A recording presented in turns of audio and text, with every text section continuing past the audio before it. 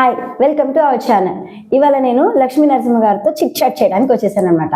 ఆయన ఎవరని అనుకుంటున్నారా? Young farmer award prime minister చేత తీసుకున్నారు. అలాగే యాజ్లీ ఫార్మర్స్ అసోసియేషన్ కి చైర్మన్ గాను, అలాగే వాళ్ళ ఓల్డ్ స్కూల్ ఇక్కడ ఏదైతే స్కూల్ ఉందో దానికి ప్రెసిడెంట్ గాను వర్క్ చేస్తూ చిన్న చిన్న వర్క్స్ చేస్తున్నారు. సో ఆయనతో ఆయన జర్నీ గురించి ఇంకా మనం చిన్న చిన్న టిప్స్ కూడా తీసుకుందాం. నమస్తే సార్. నమస్తే సార్, మీ జర్నీ గురించి తెలుసుకుందామా? అసలు మీరు ఎలా, అంటే మీరు సాఫ్ట్వేర్ ఎంప్లాయీ నుంచి ఇట్లా ఫార్మర్స్ అసోసియేషన్ సిఇఓగా ఎలా వచ్చారు మీరు? నా పేరు లక్ష్మీ నరసింహ ఇకుర్తి అండి. మాది యాజలి గ్రామం. ఒక 48 మంది ఉండే ఇంట్లో 47వ సంతానంగా పుట్టాను. 5 జనరేషన్స్ కలిసి ఉండేవారు అనమాట. చిన్నప్పటి నుంచి ఫార్మింగ్ బ్యాక్గ్రౌండ్, ఒక 100 ఎకరాల వ్యవసాయం, ఒక 150 ఆవులు. సో ఇలాంటి బాల్యం నడిచింది. సో వ్యవసాయం అంటే మక్కువ ఎక్కువగా ఉండేది. తర్వాత చదువుకోవటం, ఇంజనీరింగ్ ఫినిష్ అవ్ చేయటం. నాకన్నా ముందు మా ఇంట్లో ఒక 2 అన్నయ్యలు. సో ఇమీడియట్గా సాఫ్ట్వేర్ జాబ్లోకి వెళ్ళటం. ఒక 8.5 years నేను సాఫ్ట్వేర్ జాబ్ చేశాను. కానీ గ్రామాలు బాగుపడితే చూడాలి అనేది నా కళ. నా వ్యక్తిత్వాన్ని నేను మలుచుకోవడానికి నాకు ఉపయోగపడిన వ్యక్తులు లోక్సత్తా జయప్రకాష్ నారాయణ గారు, అదేవిధంగా జేడి లక్ష్మీనారాయణ గారు.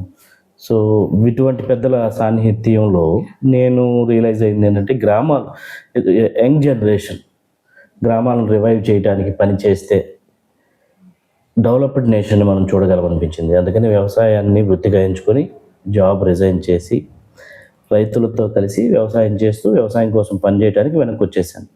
తర్వాత ఈ యాజలి ఎఫ్పిఓ స్టార్ట్ చేయడం జరిగింది. ఇప్పుడు మీరు అన్నట్టుగా ప్రైమ్ మినిస్టర్ గారి దగ్గర నుంచి అవార్డు తీసుకోవటం కానీ, ఇవన్నీ నా లైఫ్లో సెకండ్ ఫేజ్. జాబ్ చేసినంతకాలం 1,00,000 మంది సాఫ్ట్వేర్ ఇంజనీర్లో ఒకడు అయ్యేవాడినేమో. ఉద్యోగం మానేసి వ్యవసాయాన్ని వృత్తిగా ఎంచుకున్న తర్వాత వేర్ ఐఎమ్ నౌ. ఒక 40 కోట్ల టర్న్ ఓవర్ చేసే ఇన్స్టిట్యూషన్ని హెడ్ చేయగలుగుతున్నాము. దగ్గర 1,000-1,500 మంది రైతులకి సపోర్ట్ చేయగలుగుతున్నాము. గ్రామంలో కూడా 2-3 కోట్ల రూపాయల సంపదని సృష్టించగలుగుతున్నాం ప్రతి సంవత్సరం. ఈ విధంగా ముందుకు వెళ్తుంది జరుగుతుంది. అండ్ ఇప్పుడు ఫార్మింగ్స్ లో కూడా రకరకాల టైప్స్ వచ్చినాయి కాబట్టి సో వాటి గురించి అవేర్నెస్. చదువుకున్న వాళ్ళు actually there are many opportunities. ఇందాక మీరు మాట్లాడినట్టుగా ఎడ్యుకేషన్ అంటే not only engineers, not only doctors. What I feel is మన ఎడ్యుకేషన్ సిస్టమ్ నేర్పాల్సింది ప్రాబ్లమ్ సాల్వర్స్ని క్రియేట్ చేయాలి. So we have enough engineers.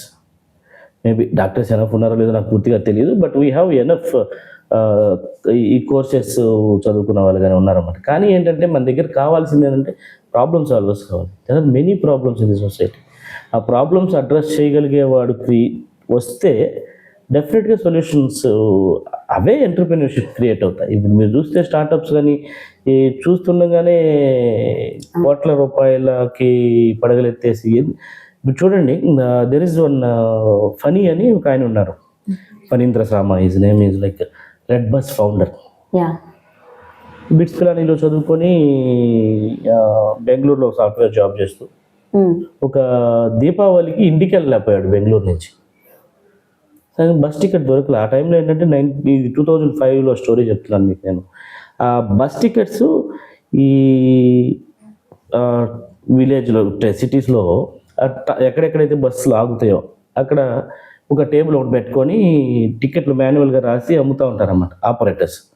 So bus operators ఈ టికెట్ అమ్మే వాళ్ళని కమిషన్ ఏజెంట్స్ అంటారు.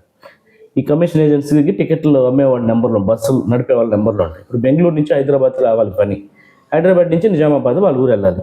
బెంగళూరు నుంచి హైదరాబాద్కి ప్రైవేట్ బస్సులు 30-40 బస్సులు డైలీ రన్ అవుతూ ఉంటాయి.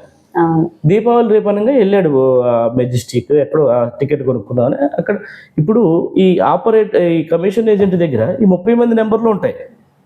కానీ ఈ 30 మందికి కాల్ చేయడు. వాడు ఏం చేస్తాడు, ఒక 5-6 వేస్తాడు. ఫుల్ అని చెప్పేస్తే వీడు ఆటోమేటిక్గా ఫుల్ అయిపోయింది అని చెప్పేస్తాడు.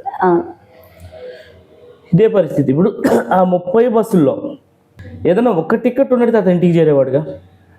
అతను టికెట్ దొరకలా, దీపావళికి ఇంటికి రాలా, ఫ్రెండ్స్ అందరూ వెళ్ళిపోయారు, రూమ్లో కూర్చున్నాడు.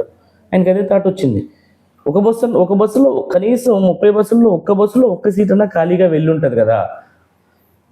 ఆ ఖాళీగా వెళ్ళిన బస్సు నాకు వస్తే, టికెట్ నాకు వస్తే నేను ఇంటికి వెళ్ళేవాడిని. ఆ బస్సు అతనికి ఒక 500 డబ్బులు వచ్చాయి. అది బుక్ చేసిన కమిషన్ ఏజెంట్కి ఒక 50 రూపాయలు కమిషన్ వచ్చేది. సో ముగ్గురికి విన్ విన్గా ఉండేది. ఇదే ఆలోచన తర్వాత రెడ్ బస్ అయింది. ఈ కనెక్టింగ్ ఇప్పటి నుంచో ఉన్నాయి ఆర్టీసీస్ కానీ గవర్నమెంట్ సిస్టమ్స్ ఈ కనెక్టింగ్స్ కానీ వాళ్ళు ఏది చేయలేని వండర్స్ రెడ్ బస్ తోటి చేశాడు. అవును, చూడండి రెండు ఇవాళ రోజు మనం టికెట్స్ బుక్ చేయాలంటే ఈజీగా రెడ్ బస్ ఆల్మోస్ట్ 3-4 వేల కోట్లు అమ్ముకున్నారు దాని తర్వాత కాలంలో. ప్రాబ్లం కనపడింది, అతనికి సొల్యూషన్ చూపించాడు. ఈ మేడ్ వండర్స్. అందుకని మనం ఏంటంటే చిన్నపిల్లలకి కానీ ఎవరికైనా ఫస్ట్ నుంచి ప్రాబ్లమ్స్కి సొల్యూషన్స్ చూపించగలిగే పరిణితి కనుక వాళ్ళకి ఆ ఆలోచన విధానాన్ని కనుక వాళ్ళకి డెవలప్ చేస్తే అల్టిమేట్గా వండర్స్ క్రియేట్ చేయొచ్చు. ఇప్పుడు నేను వ్యవసాయంలో రావడానికి కూడా అదే కారణం. ఎందుకంటే పుట్టి పెరిగింది వ్యవసాయ కుటుంబంలో అయినా నా చిన్నతనంలో వ్యవసాయాల గురించి తెలియవు గట్టిగా. నాకు వ్యవసాయం అంటే పండగ చిన్నప్పుడు. కానీ ఎదుగుతున్న కాలంలో తర్వాత ఎదిగి ఉద్యోగానికి వెళ్ళిన కాలంలో మా నాన్నగారి కష్టాలు, మా నాన్నగారి వ్యవసాయ పద్ధతి ఇవన్నీ చూసిన తర్వాత దెర్ ఆర్ మెనీ ప్రాబ్లమ్స్. అగ్రికల్చర్లో ప్రాబ్లమ్స్ పదవే లేదు. ఈ ప్రాబ్లమ్స్ సొల్యూషన్ చూపించగలిగితే అదే కదా ఎంటర్‌ప్రెన్యూర్‌షిప్ అయ్యేది. సో దానికోసమే నేను ఉద్యోగం మానేసి వెనక్కి రావడం జరిగింది. అంటే యాక్చువల్లీ ఇలాగా మా ఫ్రెండ్స్ కూడా 2-3 ఉన్నారు సార్. అంటే సాఫ్ట్వేర్ జాబ్ మానేసేసి ఒక 2 ఎకరాల పొలం తీసుకొని హైదరాబాద్ అవుట్స్కట్స్లో ఆర్గానిక్ ఫార్మింగ్ స్టార్ట్ చేసి వాళ్ళు అంటే ఇప్పుడు ఆల్రెడీ ఫార్మ్ అంటే ఆ సాయిల్ అంతా పాడైపోయిందని మళ్ళీ ఆర్గానిక్ చేయాలంటే ఇంకా టైం పట్టిద్దంట కదా యాక్చువల్గా. ఫార్మింగ్లో ఎగ్జాక్ట్లీ ఆర్గానిక్కి కెమికల్కి డిఫరెన్సెస్ చాలా ఉన్నాయి. నేను మేజర్ ఫోకస్ ఏంటంటే ఏదైతే రైతులు పండిస్తున్నారో ఆ పండించిన పంటలో ప్రొడక్షన్ క్వాలిటీస్ తీసుకురావటం, ఆ పంటని డైరెక్ట్గా కన్జ్యూమర్స్కి కనెక్ట్ చేయటం. సో దీని మీద కాన్సన్ట్రేట్ చేసి వర్క్ చేస్తున్నాను. గ్రామంలో రివైవ్ అవ్వాలి, per capita income of the farmer should get increased అనే కాన్సెప్ట్ మీద పనిచేస్తున్నాను. ఓకే, సో మీరు ఫుల్ హ్యాపీ దీంట్లో వర్క్ చేయడం వల్ల? చాలా. ఎందుకంటే అందరికీ హెల్ప్ చేస్తూ ఉంటారు కాబట్టి మీ హెల్పింగ్ వాళ్ళందరికీ ఇట్స్ నాట్ హెల్ప్ అండి, యాక్చువల్గా like it's a win win. వాళ్ళు గెలిపిస్తున్నాను, నేను గెలుస్తున్నాను. యా. సో సార్ అంటే ఇప్పుడు మీరు అన్నారు కదా లైక్ ప్రాబ్లమ్ సాల్వ్ చేయడం నేర్పియాలి పిల్లలకి అని. సో అదంటే లైక్ ఎక్కడి నుంచి సార్? అంటే ఇప్పుడున్న స్కూల్స్లో ఆ ఎడ్యుకేషన్ సిస్టంలో లేదండి. యాక్చువల్గా ప్రాబ్లం ఎక్కడ వస్తుంది అంటే ఎడ్యుకేషన్ సిస్టంలో లేదు, పేరెంట్స్లో కూడా లేదు. ఓకే. ఏంటంటే మనము పిల్లవాడు పుట్టిన వెంటనే వాడిని స్కూల్కి వెళ్ళే స్థాయిలోనే వాడికి ఒక రోడ్ మ్యాప్ మనమే వేసేసి అది వాడు ఆ రోడ్డు మీదే ట్రావెల్ చేయాలి అని చెప్పేసి వాడి కళ్ళకి గంతలు కట్టేసి వాడిని ఆ రోడ్డు మీద మనం తోసేస్తున్నాం, వెనక నుంచి నెట్టుకుంటూ వెళ్తున్నాం. మనకి ఏది కావాలో యాజ్ ఏ పేరెంట్గా స్కూల్స్ కూడా అయ్యే డెలివర్ చేయాలని స్కూల్స్ దగ్గర నుంచి కోరుకుంటున్నాం. అల్టిమేట్గా లైక్ వీఆర్ వాళ్ళ ఫైనాన్షియల్ గ్రోత్కి ఉపయోగపడేది పేరెంట్సే కాబట్టి వీళ్ళు ఏది కోరుకుంటే అది స్కూల్స్ ఇస్తున్నాయి. ఈ ప్రాబ్లమ్స్ అని మీకు ఒక చిన్న ఎగ్జాంపుల్ చెప్తానండి. లైక్ ఇజ్రాయిల్లో కుబూస్ అని ఒక కమ్యూనిటీ ఉంటుంది, వాళ్ళు అగ్రికల్చర్ కమ్యూనిటీ. నేను ఒకసారి వెళ్ళి వాళ్ళతో కలిసి ఉన్నాను, ఒక 15 రోజులు అక్కడ ట్రావెల్ చేశాను. ఇలాంటి వ్యవసాయం చేసుకునే కమ్యూనిటీ అన్నమాట. ఇప్పుడు మనకి గేటెడ్ కమ్యూనిటీస్ ఎలా ఉన్నాయో అలా 200-300 ఫ్యామిలీస్ ఒక దగ్గరగా వచ్చి ఉమ్మడి వ్యవసాయం చేస్తూ ఉంటారు వాళ్ళు. కుబూస్లో ఒక అతను పుట్టాడు, అతని పేరు మర్చిపోయింది, స్టోరీలోనే వస్తుంది. అది స్కూల్కి వెళ్తున్నాడు. I think is in intermediate or 10th. School దగ్గర ఒక ప్రాబ్లం చూశాడు. ఆ ప్రాబ్లం ఏంటి? ప్రాబ్లం కాదు అసలు, ఒక ఆలోచన వచ్చింది. అతని క్లాస్ రూమ్ ముందు కొబ్బరి చెట్లు నాటారు రీసెంట్గా, ఒక 6 కొబ్బరి చెట్లు. ఈ 6 కొబ్బరి చెట్లు 2 కొబ్బరి చెట్లు బాగా ఏపుగా ఎదుగుతున్నాయి, మిగతా 4 సమానంగా ఉన్నాయి. ఒక 2 మాత్రం మధ్యలో 2 మాత్రం చాలా బాగా అగ్రెసివ్గా గ్రో అవుతున్నాయి. ఈ అగ్రెసివ్గా గ్రో అవుతున్న పరిస్థితుల్లో అతనికి అర్థం కాల, 6 ఒకేసారి పెట్టుంటారు కదా, 2 పెరుగుతున్నాయి మిగతా పెరగట్లేదు ఏంటి అనేది ఒక ఆలోచన వచ్చింది మైండ్లో. ఈ ఆలోచన వచ్చింది తడుగా తోటమాలిని అడిగాడు, ఈ 2 వేరే హైబ్రిడ్ వెరైటీయా, ఈ 2 పెరుగుతున్నాయి, ఈ 4 పెరగట్లేదు ఏంటి అని. తోటమాలి లేదయ్యా అన్నీ ఒకేసారి కొనుక్కొచ్చాను, ఒకే వెరైటీ, నీళ్ళే వాటికి ఏమి ఎక్స్ట్రా వేయట్లేదు, బట్ అవి 2 బాగా పెరుగుతున్నాయి, నేనేమి న్యూట్రిషన్స్ కూడా వాటికి ఏమి ఎక్స్ట్రా ఇవ్వట్లేదు, నేను కూడా అంతగా పట్టించుకోలేదని చెప్పేసి అన్నాడు. కానీ ఇతనికి ఆ క్వశ్చన్కి ఆన్సర్ కావాలి, అది మైండ్లో జరుగుతూ ఉంది. ఒక సండే రోజు స్కూల్కి వెళ్ళాడు. సండే రోజు స్కూల్కి వెళ్ళి ఈ మొక్కల్ని గమనించసాగాడు, 2 మొక్కలు ఎందుకు పెరుగుతున్నాయి, సో ఒకవేళ ఈ మొక్కలకి ఏదన్నా ఎక్స్ట్రా న్యూట్రిషన్ అందుతుందా, పైనుంచి అయితే ఏమందట్లా భూమిలో ఏమందుతుందా చూద్దామని 2 మొక్కల మధ్యలో తవ్వటం మొదలెట్టాడు. ఒక 1 feet తవ్విన తర్వాత అతని చేతికి తడి చెమ్మ తగిలింది. అది కొంచెం తవ్విన తర్వాత ఒక పైప్ ఉంది, వాటర్ పైప్. ఆ పైకి వాటర్ ఎక్కే పైపు ఏదైతే మోటార్ దగ్గర నుంచి పైన ట్యాంక్లోకి వెళ్ళే పైపు ఈ మొక్కల మధ్యలో కూడా ఉంది. ఆ పైపుకు ఒక చిన్న లీక్ ఉంది, వాటర్ డ్రాప్స్ పడుతున్నాయి అక్కడ. సో అక్కడ నేలంతా చెమ్మగా అవుతుంది. అందుకని ఈ మొక్కలు బాగా ఏపుగా పెరుగుతున్నాయి. మిగతా మొక్కలకి ఉదయం ఒకసారి సాయంత్రం ఒకసారి వాటర్ ఇస్తున్నాడు, కానీ ఈ మొక్కలు కంటిన్యూస్గా డ్రాప్ బై డ్రాప్ పడుతున్నాయి. అందుకని అవి ఫాస్ట్గా పెరిగినాయి. అతనికి ఒక ఐడియా వచ్చింది, అరే ఒక్కసారిగా పోసే కన్నా డ్రాప్ బై డ్రాప్ ఇస్తే మొక్క ఇంకా గ్రోత్ ఉంటుందా మనం టెస్ట్ చేద్దాము. ఒక ప్లాస్టిక్ బకెట్ తీసుకొని దానికి ఒక చిన్న రంధ్రం పెట్టి దానికి ఒక చిన్న పైప్ పెట్టి ఆ పైప్కి చిన్న గుండు పిన్నుతో రంధ్రాలు పెట్టి 4 మొక్కలు పెట్టి ఆ పైపుని ఆ మొక్కల పక్కన వేసి ఆ ప్లాస్టిక్ క్యాన్లో వాటర్ పోసి వీటిని వాటర్ అందించి తాగాడు. సో ఈ మొక్కలకి ఆ మొక్కలకి డిఫరెన్స్ చూసుకున్నాడు. డ్రాప్ బై డ్రాప్ ఇచ్చే మొక్కలు చాలా బాగా పెరుగుతున్నాయి. ఆ ఆలోచన ఏదైతే ఆ రోజు చదువుకునే కుర్రాడికి వచ్చిందో ఆ కిబూజ్ అని, ఆయన పేరు కూడా కిబూజ్ సంథింగ్ ఏదో ఉంటుంది. ఆ తర్వాత నెటాఫమ్ అని చెప్పేసి మైక్రో ఇరిగేషన్ కంపెనీ అయింది. ఈ రోజు మనం చూస్తున్న స్ప్రింక్లర్లు, డ్రిప్ ఇరిగేషన్ సిస్టమ్స్ ఇవన్నీ అతని దగ్గర నుంచి వచ్చినాయి. రీసెంట్గా ఒక 5-6 సంవత్సరాలు అవుతున్నట్టుంది. ఆయన 6,000 కోట్లకు ఆ కంపెనీని అమ్ముకున్నాడు అతను. చూడండి, ఒకసారి ఆలోచన చూడండి. మన పేరెంట్స్ అదే మన దగ్గర అయితే నేను విమర్శిస్తున్నానని అనుకోమాకండి. ఈ మొక్కలు ఎందుకు పెరుగుతున్నాయి 2 సపరేట్గా అనే ఆలోచన వచ్చినప్పుడు ఆ క్వశ్చన్ ఎవరన్నా పిల్లలు రైస్ చేస్తే ఫస్ట్ తల్లిదండ్రులు ఆపేస్తారే, నీకేం తెలియదు, పిచ్చి పిచ్చి ప్రశ్నలు అని అడగమాకు, నువ్వు స్కూల్కి వెళ్ళి చదువుకోకుండా ఈ మొక్కలు ఎందుకు నీకు. చిన్నపిల్లలు చాలా ప్రశ్నలు అడుగుతారండి. అంటే ముందు ఆ క్వశ్చన్స్కి కొన్నిటికి మనకి ఆన్సర్స్ తెలియదు. అదే చిన్నపిల్లలు చాలా క్వశ్చన్లు అడుగుతారు. ఓర్పుగా వాటికి మనం సమాధానం చెబుతూ పోతే మనకు తెలియని కూడా మనం ఓకే నాకు తెలియదు నాన్న, నేను తెలుసుకొని చెప్తాను, రేపు చెప్తాను అని చెప్పి తెలుసుకొని వాళ్ళు ఆన్సర్ చేస్తూ పోతే వాళ్ళకి ఏంటంటే అది ఒక ఎంతూజియాజం డెవలప్ అవుతుంది, తెలుసుకోవాలనే ఎంతూజియాజం. చాలా మంది ఏం చేస్తారు, నీకేం తెలియదు ఊరుకో, నువ్వు పిచ్చి పిచ్చి క్వశ్చన్లు అని అడగమాకు, నువ్వు బుక్స్లో ఉన్న చదువుకో. ఇట్లా వాడి సృజనాత్మకత ఏదైతే డెవలప్ అవుతా ఉందో దాన్ని అసలు చంపేస్తారు ఫస్ట్లోనే. క్రియేటివిటీ ఒక 4 సార్లు 5 సార్లు మనము వద్దు ఊరుకో మాట్లాడమాకు అంటే 6వ సారి క్వశ్చన్ అడగటం మానేస్తాడు. ఇంకా వాడు అన్ని వాళ్ళ మనసులో ఉన్నాయని లోపలే ఉండిపోతాయి, బయటికి రావు. ఇంకా అల్టిమేట్గా జరిగేది అది. సో ఏంటంటే పేరెంట్స్ మారాల్సింది ఏంటంటే ఇక మా వాడు ఇంజనీర్ అవ్వాలి కాదు, వాడు ఏం కోరుకుంటున్నాడు అది అవ్వాలి. ప్రపంచానికి హాని కలిగించకుండా, ఒక క్రిమినల్ స్వభావాలు లేకుండా పిల్లలు ఏది పెరిగినా తప్పే ఉంది. వాడికి ఏ ఆలోచన వస్తే ఆలోచన మనం ఎందుకు ఎంకరేజ్ చేయకూడదు? వాడు వంట చేస్తానన్నాడు, ఎంకరేజ్ చేయండి. Who knows, you might be the greatest chef అవుతాడు, ఎవరికి తెలుసు. ఇప్పుడు ఈ రోజున మనం చూస్తున్న ఈ బల్బులు, కెమెరాలు ఇవన్నీ ఎవరో ఒకరు ఇన్వెంట్ చేసినాయి కదా, వాళ్ళు పిల్లలే కదా. సో ఆ సృజనాత్మకతకి పదును పెట్టాలి. పిల్లలని కొత్త విషయాలు తెలుసుకోవడానికి, కొత్త విషయాలు ఎంకరేజ్ చేయాలి. ఎందుకంటే ఇవాళ ఒకప్పుడు పిల్లలకి ఇప్పుడు పిల్లలకి చాలా డిఫరెన్స్ ఉన్నాయి. మనం ఉన్నప్పుడు అంటే స్కూల్ వదలంగానే ఆడుకోవటము, రోడ్లు ఎక్కటం, లేకపోతే సైకిల్ దొక్కోవటం, 7 o'clock దాకా 8 o'clock దాకా బయట ఉండేవి. ఇప్పుడు పరిస్థితులు ఏంటి, మొబైల్ ఫోన్లోని ప్రపంచం మొత్తం చూడగలుగుతున్నారు. వీళ్ళని వాళ్ళలోని సృజనాత్మకతని పెంచే విధంగా కనుక వాళ్ళని తయారు చేయగలిగితే it will be more happy. యాక్చువల్గా వాళ్ళు రేపటి పౌరులు వాళ్ళు.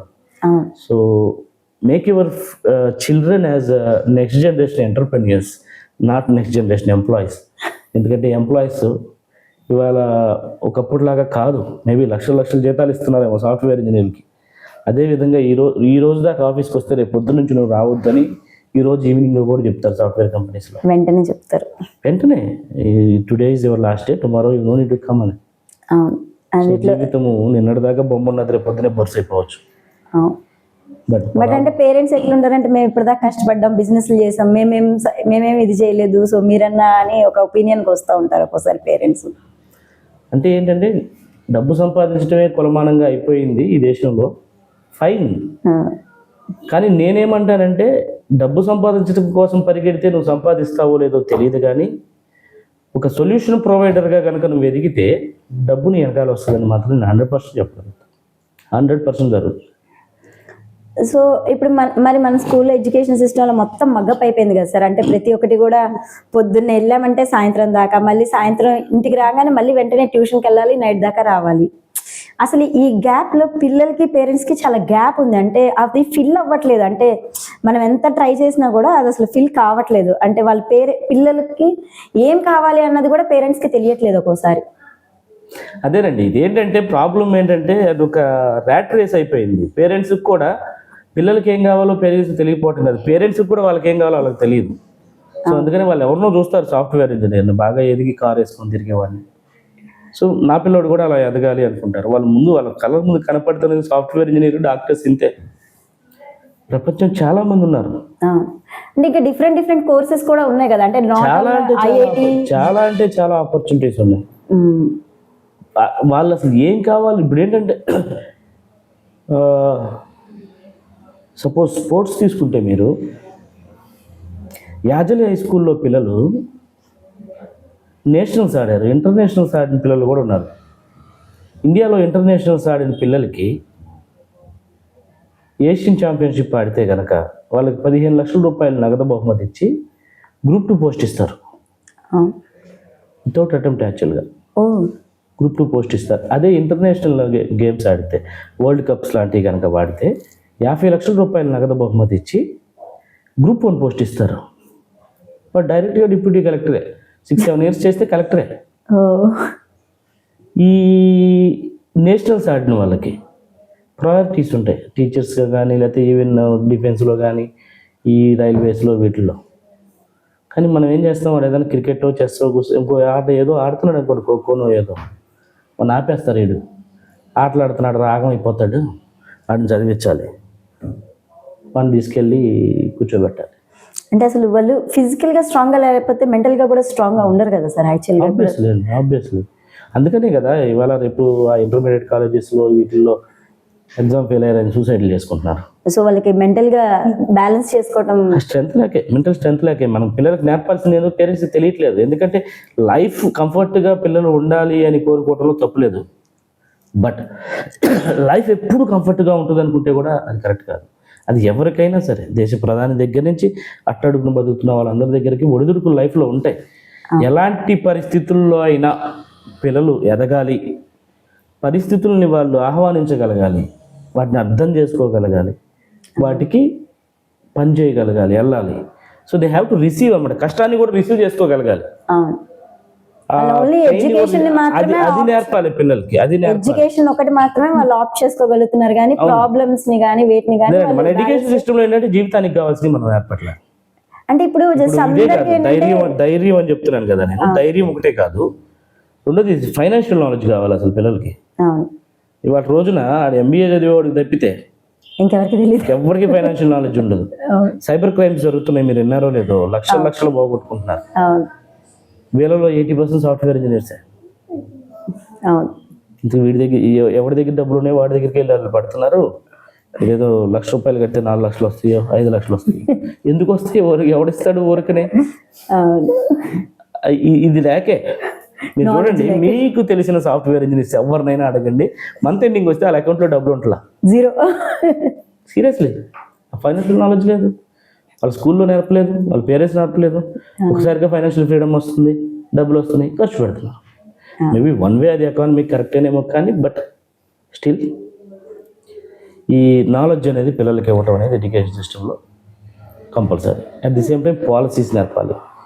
ఈ దేశంలో ఉన్నటువంటి పాలసీస్, రూల్స్, ముందు క్రిటికల్ థింకింగ్ కూడా నేర్పించాలి వాళ్ళకి. యాక్చువల్గా ఏంటంటే ఓన్లీ ఎడ్యుకేషనే కాకుండా ఏ ప్రాబ్లం వచ్చినా కూడా అదే ప్రాబ్లమ్స్ ని అవగాహన చేసుకొని వాటి సొల్యూషన్స్ కోసం పనిచేసేలాగా, పారిపోకుండా. మనం ఏంటంటే వాళ్ళని పారిపోయేటట్టు చేస్తాం, అంటే అక్కడ దాకా రానివ్వట్లేదు కదా అసలు. పేరెంట్స్ ఆ ప్రాబ్లం ఏంటో కూడా వాళ్ళని చూడనివ్వట్లేదు కదా. అది కూడా ప్రాబ్లమే కదా యాక్చువల్గా వాళ్ళకి.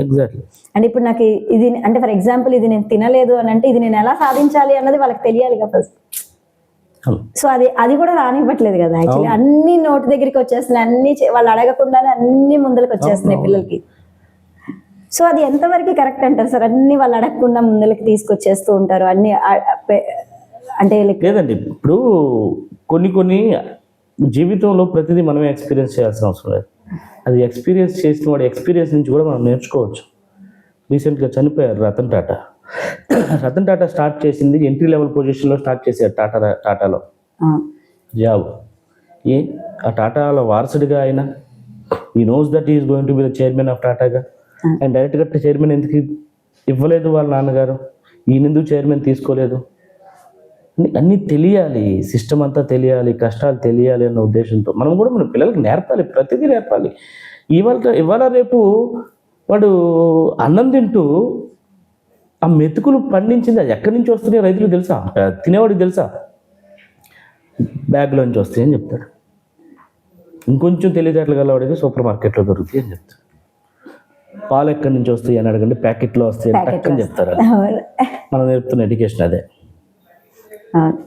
వీళ్ళు వెళ్ళి న్యాచురల్ గా అసలు చూపిస్తే ఫార్మింగ్స్ ఎట్లా ఉంటాయి ఇవి అంటే ప్రతిదీ ఎక్స్ప్లోర్ చేయాలి. ప్రాబ్లమ్స్ ఇవ్వండి ఫస్ట్. అసలు వాళ్ళకి పిల్లలకి ఏంటంటే నువ్వు ప్రాబ్లమ్స్ ఇస్తే వాటికి సొల్యూషన్స్. ఏంటంటే చిన్నప్పుడు అమ్మమ్మల ఇళ్ళకి నాయనమ్మల ఇళ్ళకి వెళ్ళినప్పుడు పొలాలకి వాటికి వెళ్ళే వాళ్ళ పిల్లలు. ఇప్పుడు అలా కూడా వెళ్ళట్లేదు, వెళ్ళినా చాలా తక్కువ. అంటే ఆ పొలాలకు కూడా వెళ్ళట్లే పిల్లలు యాక్చువల్లీ. లేదు ఇప్పుడు అసలు తెలియట్లేదు పిల్లలు. మేము సమ్మర్ వస్తే తాటి ముంజలు తినడం కోసం 3 కిలోమీటర్లు నడుచుకుంటూ మా అమ్మమ్మల తోటకి వెళ్ళే వాళ్ళం సమ్మర్ లో. అవును.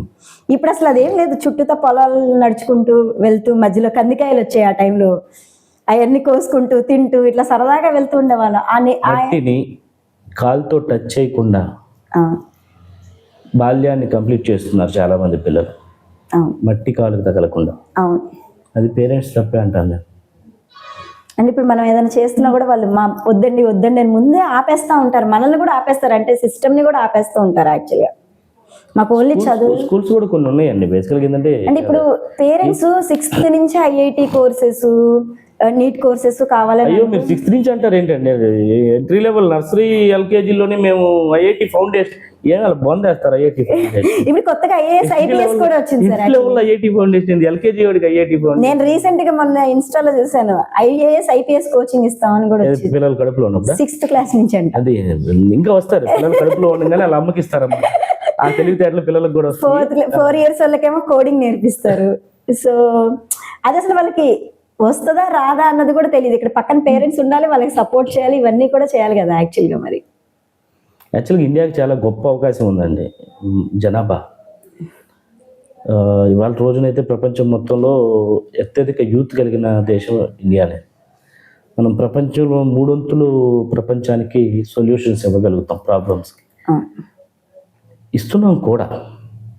కానీ కొంతమంది ఎవరైతే ఈ ప్రాబ్లం సాల్వర్స్ ఉన్నారో, ఎవరైతే ప్రాబ్లంకి సొల్యూషన్ కోసం ప్రయత్నం చేస్తున్నారో వాళ్ళు ఫెయిల్ అవుతున్నారు. But one day they will get success అవ్వకపోయినా కూడా కలిసి వాళ్ళే నిజమైన విజేతలు అంటాను నేను. ఎందుకంటే వాళ్ళు మాత్రం ఎవరూ చేయలేని పని.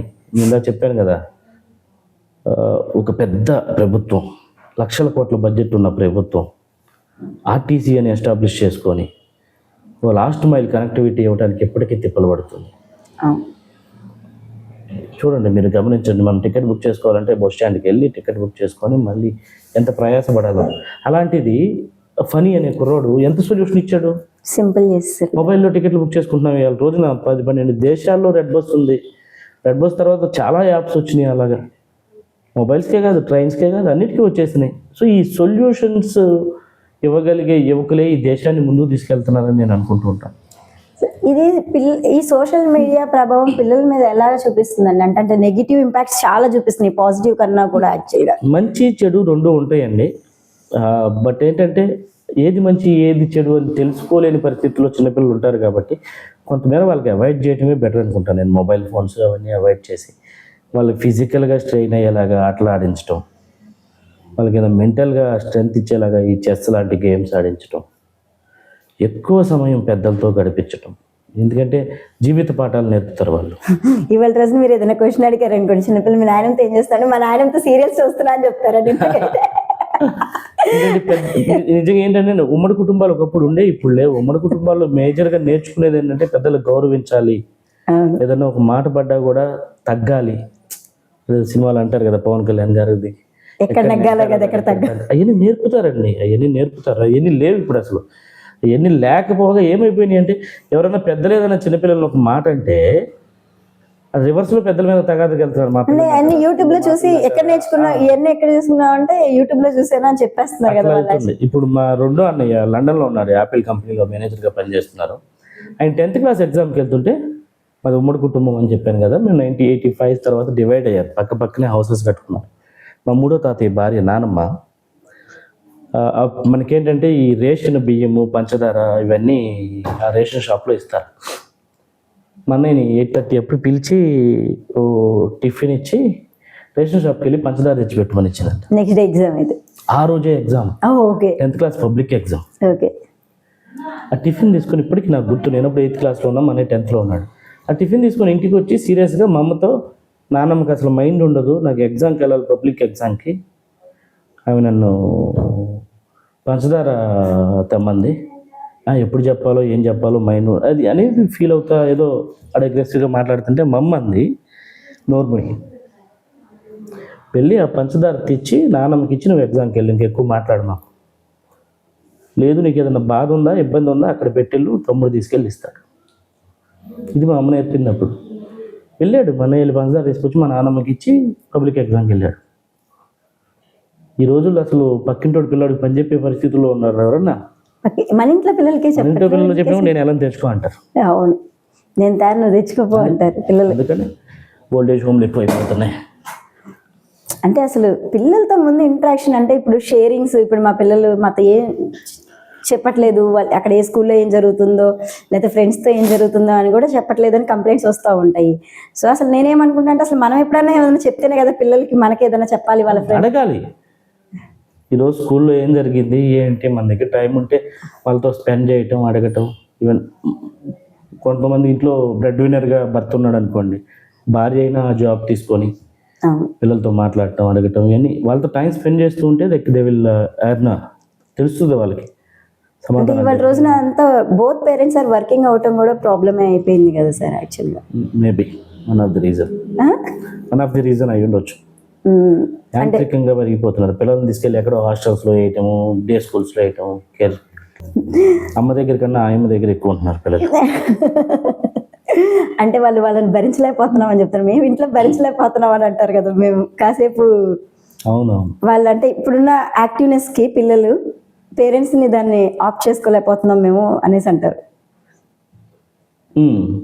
అండ్ ఇంకోటి ఏంటంటే నిద్ర కూడా సరిగ్గా పోరు పిల్లలు. ఇవాళ రోజున పిల్లలు ఆ ఫోన్లు చూస్తూ ఉండి మా టైం దాటిపోతుంది. గ్యాడ్జెట్స్ అవాయిడ్ చేయాలండి పిల్లలకి. వాళ్ళకి ఏది కావాలో వాళ్ళు అవగాహన తెచ్చుకునే వయసు వచ్చేదాకా గ్యాడ్జెట్స్ అవాయిడ్ చేయడమే బెస్ట్. కానీ ఏంటంటే వాడు ఫోన్ ఇస్తే సైలెంట్గా కూర్చుంటాడు, ఫోన్ ఇకపోతే ఆగం చేస్తుంటాడు, గొడవ చేస్తాడు, పాడు చేస్తుంటాడు, అవి పడేస్తాడు, ఈ పడేస్తాడు. ఫోన్ ఇచ్చి కూర్చోబెడుతున్నారు, జరగొడుతుంది ఇల్లే ఫస్ట్. అసలు అది అలవాటు చేస్తున్నారు, తర్వాత ఎడిక్ట్ అయ్యారని చెప్పేసి మళ్ళీ ఎడిక్షన్ సెంటర్స్కి వెళ్తున్నారు. అంటే ఇప్పుడు రేపు 10th క్లాస్ అయిపోతుంది కదా సార్ యాక్చువల్గా, వీళ్ళకి 10th అయిపోయే వాళ్ళకి నెక్స్ట్ అంటే ఎలాంటి కోర్సెస్ వీళ్ళు ఆప్ట్ చేసుకోవచ్చు అంటారు? లైక్ అసలు వాళ్ళకి ఆప్షన్స్ ఇస్తున్నారా తల్లిదండ్రులు కానీ కాలేజెస్ కానీ? అదే అంటున్నాను, అసలు అది కూడా ఆలోచించట్లేదు పేరెంట్స్. బట్ ఊరికే మనం కూడా వాళ్ళకి తెలిసిన ఇంజనీరింగ్ మెడిసిన్ తప్ప వేరే ఆప్షన్ వీళ్ళకి ఇవ్వట్లేదు. మీకు తెలుసా చాలా మంది ఐఐటీస్కి వెళ్తున్నారు పిల్లలు, కష్టపడుతుంటే ఐఐటీ సీట్ వస్తుంది అది అని. ఐఐటీస్లో చదివే పిల్లలు ఎవరు రెగ్యులర్ సాఫ్ట్వేర్ జాబులకు వెళ్తలే. ఐఐటీస్లో వాళ్ళ సృజనాత్మకత అక్కడ బయటపడుతుంది, వాళ్ళు స్టార్టప్స్ కోసం పనిచేస్తున్నారు. అందుకని ఐఐటీస్లో చదివే పిల్లలు బయటకు వెళ్తున్నారు. అండ్ పేరే ఉంది ప్రవీణ్ సంథింగ్, లైక్ మొన్నటి వరకు ట్విట్టర్ CEO. Is from ఐఐటిఎన్. అతను హాబీ ఏంటంటే ట్రావెలింగ్. బైక్ మీద దేశం మొత్తం తిరిగాడు, డిఫరెంట్ జనాలను కలిశాడు, డిఫరెంట్ సంస్కృతులు చూశాడు. సో వాటన్నిటిని బ్లాగ్స్ రాసుకుంటూ ఉండేవాడు. తర్వాత కాలంలో ట్విట్టర్ పెట్టారు, వాళ్ళు ట్విట్టర్ CEO అయ్యాడు. ప్రపంచం మొత్తానికి శాసించే ఒక సోషల్ నెట్వర్క్ CEO చేశాడు బికాస్ ఆఫ్ హిస్ ప్యాషన్. ఐఐటీస్లో ప్యాషన్ పర్సూ చేస్తున్నారు. మేబీ ఐఐటీకి వెళ్ళేదాకా కష్టపడ్డా, వెళ్ళిన తర్వాత వాళ్ళు అప్పుడు రియలైజ్ అవుతున్నారు. 10th క్లాసెస్లో పిల్లలు అయిపోయిన తర్వాత అసలు వాళ్ళని అడగండి వాళ్ళు ఏమవ్వాలనుకుంటున్నారు అంటే అంత ఛాన్స్ కూడా పేరెంట్స్. మనకేంటంటే ఉన్న ఆప్షన్స్ 3: ఇంజనీరింగ్, MPC, మెడిసిన్ కానీ అయితే అగ్రికల్చర్ కానీ బైపీసీ. బట్ స్టిల్ ఇంటర్మీడియట్కి వెళ్ళలేమండి, మీ ఇష్టం వచ్చిన కోర్సే చేయాలని. కానీ ఏంటంటే వాళ్ళకు కూడా ఆప్షన్ ఇవ్వండి, ఏమవ్వాలనుకుంటున్నారు. మేబీ ఏదో వేగ్గా చెప్పడం కాకుండా నేను డాక్టర్ అవుతాను, నేను యాక్టర్ అవుతాను, లేకపోతే నేను పోలీస్ అవుతాను అనేది కాకుండా ప్యాషనేట్గా దేనికోసం ఉన్నారు అనేది మనం వాళ్ళని గమనిస్తూ పోతూ ఉంటే, టువర్డ్స్ దేర్ ప్యాషన్ మనం వాళ్ళని ఎంకరేజ్ చేస్తూ ఉంటే వాళ్ళు పరిణితి చెందుతారు. ఇప్పుడు పివి సింధు లాగా వస్తారు, స్పోర్ట్స్లో వస్తారు, కోనేరు హంపి లాగా వస్తారు, ఇట్లా పరిణితి చెందుతూ ఉంటారు. సో వాళ్ళ ప్యాషన్ దేని పక్కన ఉందో let them encourage towards their passion. అంటే స్పోర్ట్స్ స్టార్స్ మనకు తెలుసు కాబట్టి వాళ్ళ పేరు మాట్లాడుకుంటున్నాము. కానీ ఎంతమంది ఉన్నారు, ఎంత గొప్ప వ్యక్తులు ఉన్నారు. యాక్టింగ్ అంటే ఇంట్రెస్ట్ అంటాడేమో మీ వాడు, దాంట్లో కూడా చిన్న రీల్స్ అవి ఇవి చేసి పెట్టిన వాళ్ళు ఎంతమంది లేరు యాక్టింగ్ చేస్తే ఎదిగిన వాళ్ళు. చిరంజీవి గారు ఆయన ఎంతమందికి ఒక వన్ ఆఫ్ ది ఇన్స్పిరేషన్. 2-3 జనరేషన్స్కి చిరంజీవిలాగా అవ్వాలనుకున్న ఎదిగిన వాళ్ళు చాలామంది ఉన్నారు. అవును. ఇప్పుడు ఇవాళ రేపు చాలామంది యూట్యూబ్ ఛానల్స్లో, ఇన్స్టాగ్రామ్స్లో హౌస్ వైఫ్స్ కానీ ఎవరైనా సరే లక్షల మంది ఫాలోవర్స్తో చాలామంది బ్లాగర్స్గా ఎదిగిన వాళ్ళు ఉన్నారు. వాళ్ళ ఇంట్రెస్ట్ ఇంట్లో కూర్చొని వంట చేసుకుంటూ వాళ్ళ వంటను ప్రపంచానికి పరిచయం చేస్తున్న వాళ్ళు ఉన్నారు. ఇట్లా చాలా ఉన్నాయి. బట్ వాళ్ళ ప్యాషన్ని పర్సూ చేయండి. బట్ ఎడ్యుకేషన్నితో పాటు ప్యాషన్ని కూడా ఎంకరేజ్ చేయండి. నేను కోరుకునేది అది. ఎందుకంటే వీళ్ళకి ఇంత మించి ఆప్షన్స్ కనపడవు. ఇంజనీరింగు, డాక్టరు, బైపీసీ, ఎంపీసీ మించి ఆప్షన్స్ కనపడవు. బట్ స్టిల్ వాళ్ళకి ఏది ప్యాషన్ ఉందో ఆ ప్యాషన్ని కూడా పర్సూ చేయండి. ఓకే. ఆ ప్యాషన్ని పర్సూ చేస్తే కనుక ఖచ్చితంగా వాళ్ళు ప్రాబ్లమ్ సాల్వర్స్ అవుతారు. దేశం గుర్తించుకోదగ్గ పౌరులుగా తయారవుతారు. సో థ్యాంక్స్ అండి ఇప్పటిదాకా మీరు సలహాలు ఇచ్చినందుకు. ఇదండి ఇవాళ లక్ష్మీ నరసింహ గారితో మనం చేసిన చిట్ చాట్. సో మళ్ళీ నెక్స్ట్ వీక్ ఇంకొక గెస్ట్తో మళ్ళీ కలుద్దాం. Yeah.